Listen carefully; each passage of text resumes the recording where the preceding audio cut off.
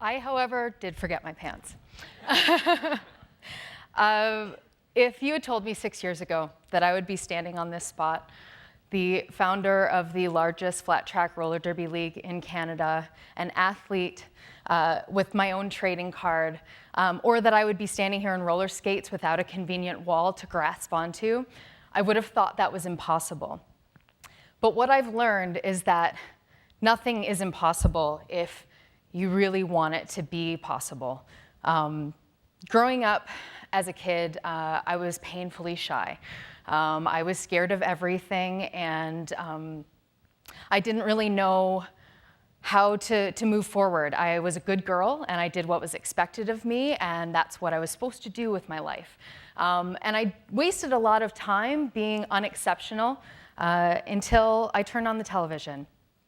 And I saw this story of these women in Austin who had revolutionized this sport, and they put on a new language to it. They started something new and fresh and exciting, and I couldn't look away.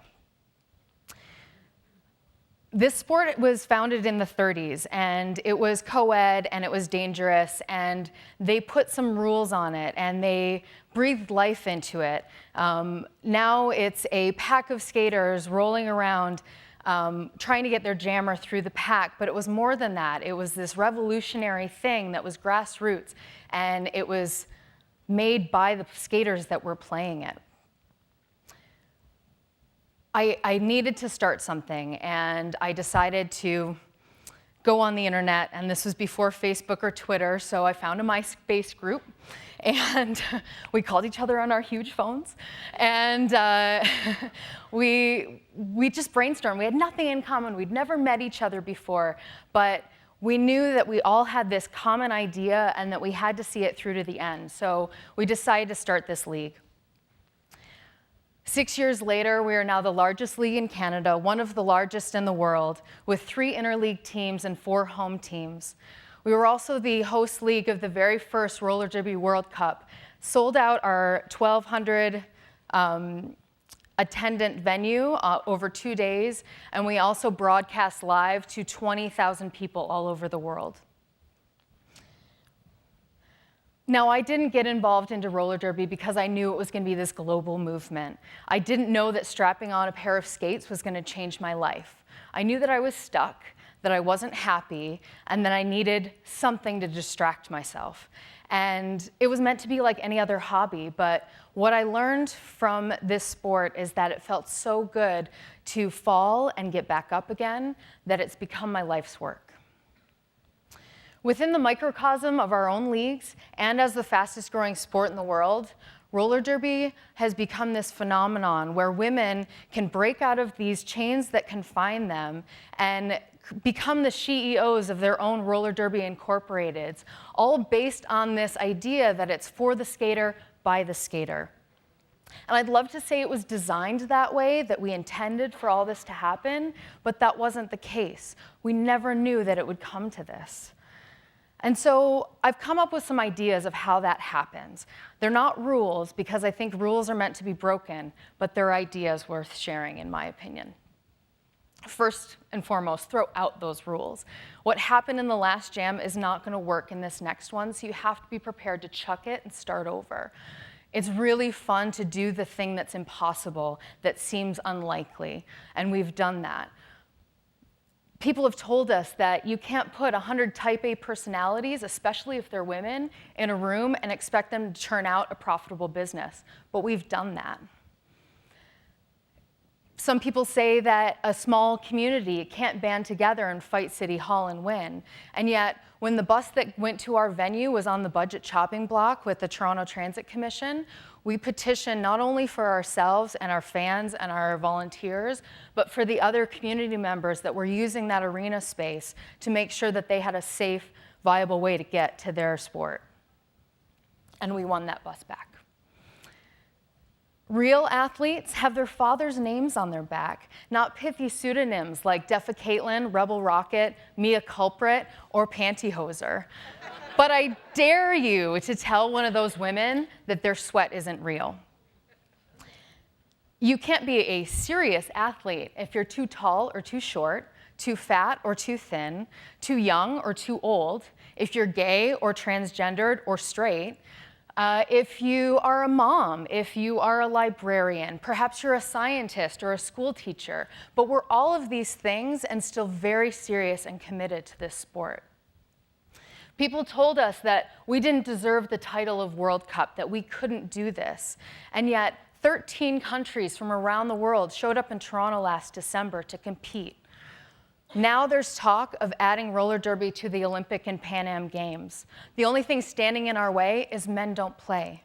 This is the only sport where women paved the way for men to join, and we skate circles around the boys without smearing our eyeliner. And it's but it's because we've broken down those rules that apply to them to make rules that apply to us. The media has no idea what to do with us. At first, we were in the lifestyle section because we were in our costumes and had these funky little pseudonyms.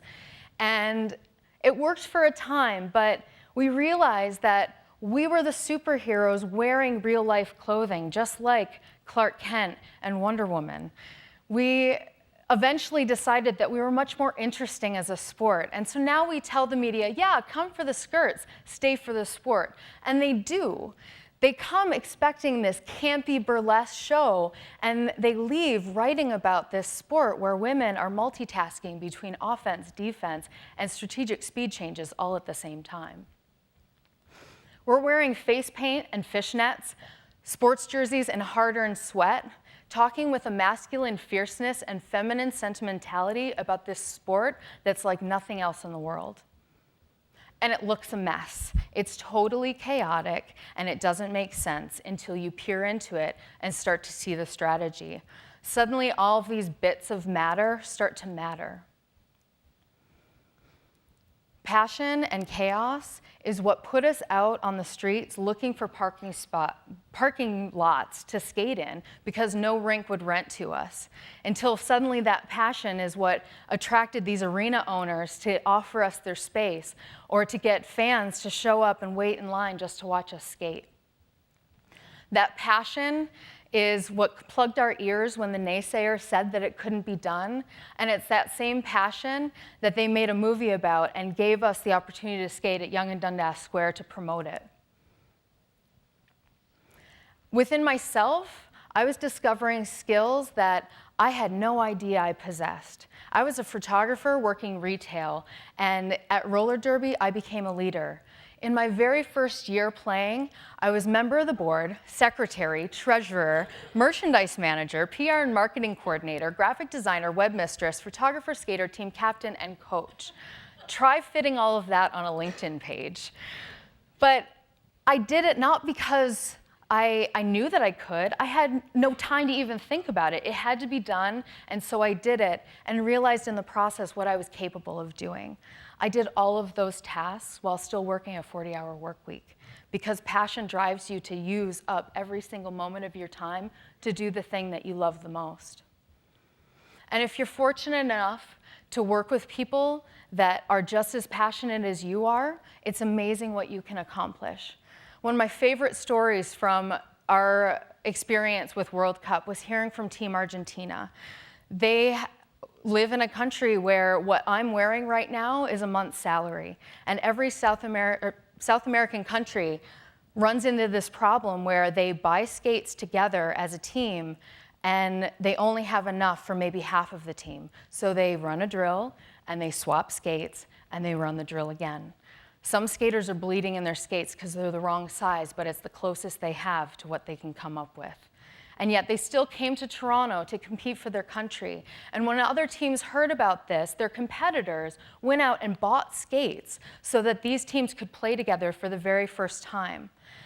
I never knew the meaning of you're only as strong as your weakest link until I saw a skater buy their competitor a pair of skates and say, here you go, let's play fair. Leading with your heart is the most important thing you can do to become a leader because it makes you that much stronger. And we do fall. You know, I've been talking it up into this big, awesome thing, but there's always a camera available when you're on your chin and your butt and skates are in the air and you're knocking over your own player. And that happens. And so we practice it consistently so that we're used to it and we don't think about it anymore.